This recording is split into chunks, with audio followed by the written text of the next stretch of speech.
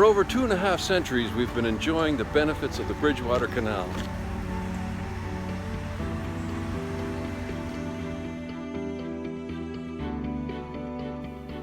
But it didn't always look like this. You wouldn't see canoes and kayaks. This was a working canal. This was the land of coal and cotton. There were no beautiful boats like these.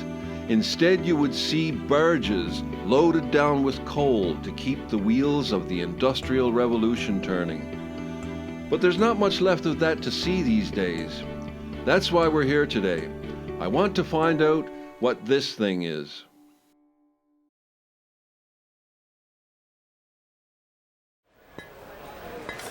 They called it the Duke's Cut, but the canal was built by men like these, the navvies.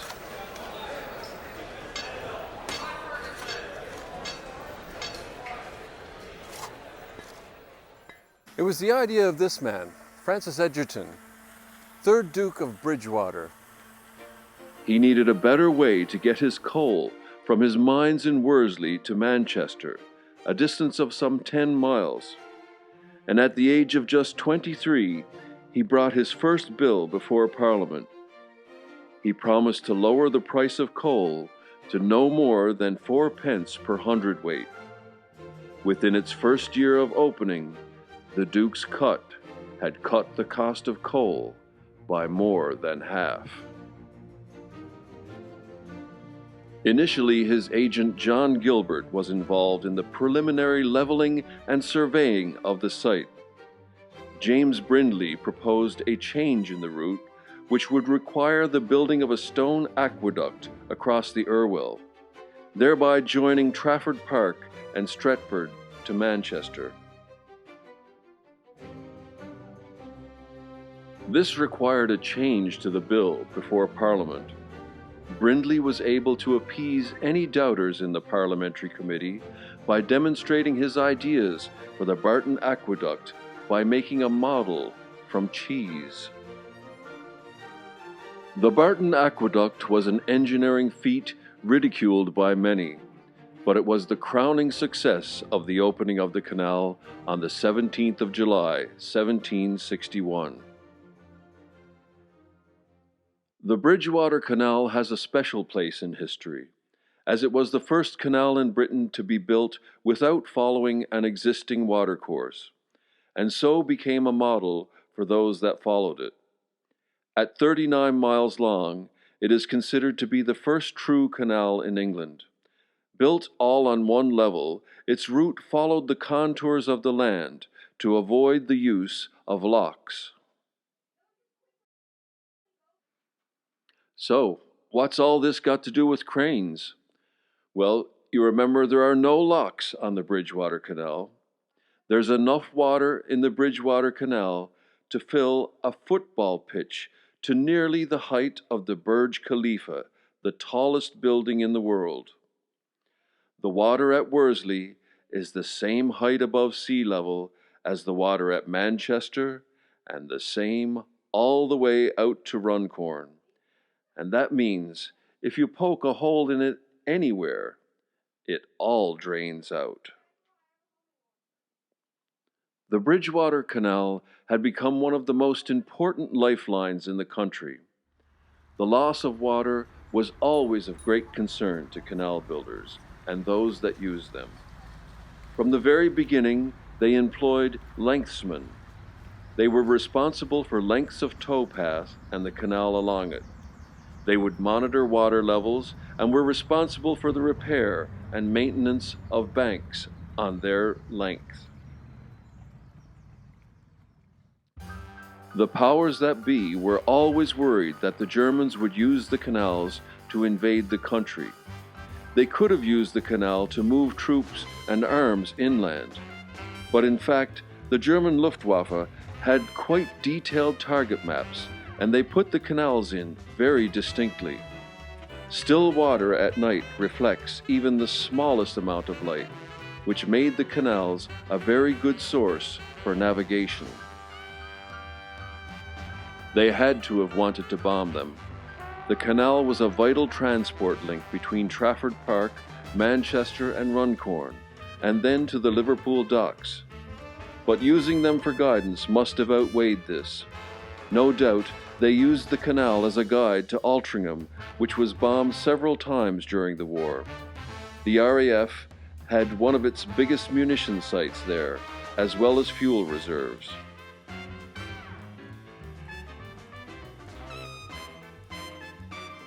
If the canal suffered a direct hit, stop planks would be swung into position by a crane.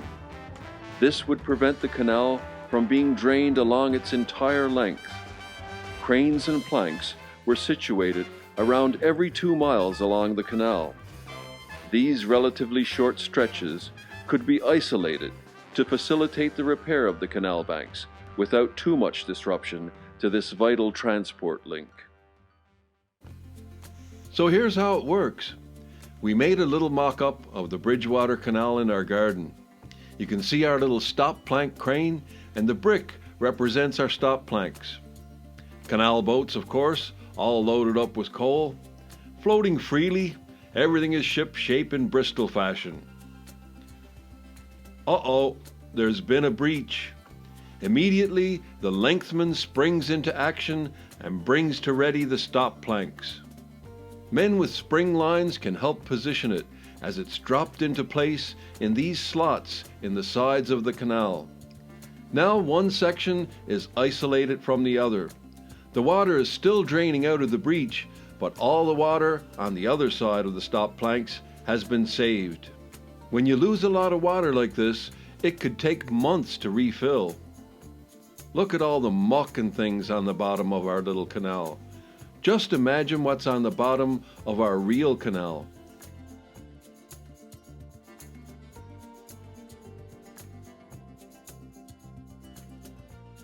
This is Barton Swing Aqueduct. You'll find a link to the full video about this magnificent Victorian civil engineering structure in the description. They were doing some annual maintenance, and we were lucky enough to get this shot of a stop plank crane doing what it's supposed to do. There can't be anything better than a walk alongside the Bridgewater Canal. It's one of the most beautiful places in Manchester, and we do a pretty good job of keeping it clean and tidy. But if ever there was a breach and the canal was drained, this is what awaits us at the bottom of the canal. A stinky, tangled mess.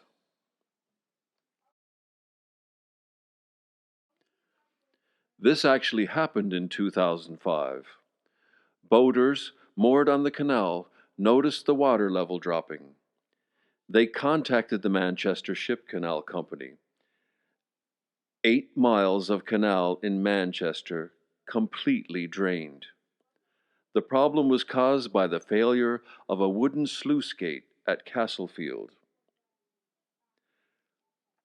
I spoke with Liam of Canal World, and he had this to say about it.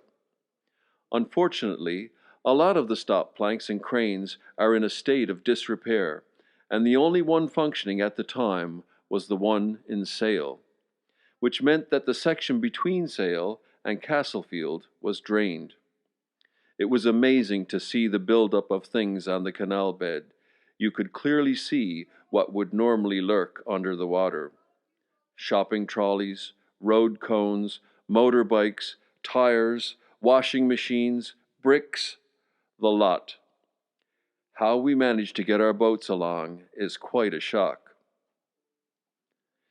Even though the stop planks were dropped into place in Sale, the amount of rubbish on the canal bed meant that a proper seal couldn't be achieved. It did hold back some water, but it was still draining.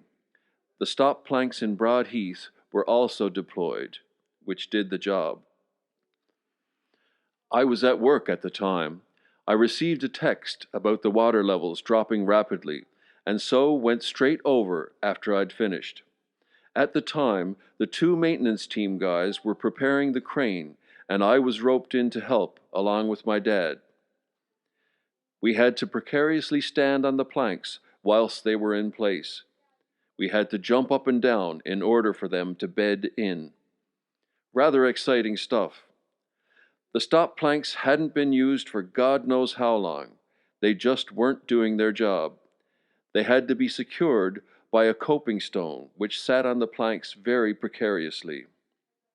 The old wooden sluice was beyond saving, and so the canal company dropped several bulk bags of aggregate over the hole in order to block it, and work continues on the sluice even today to finish off its replacement.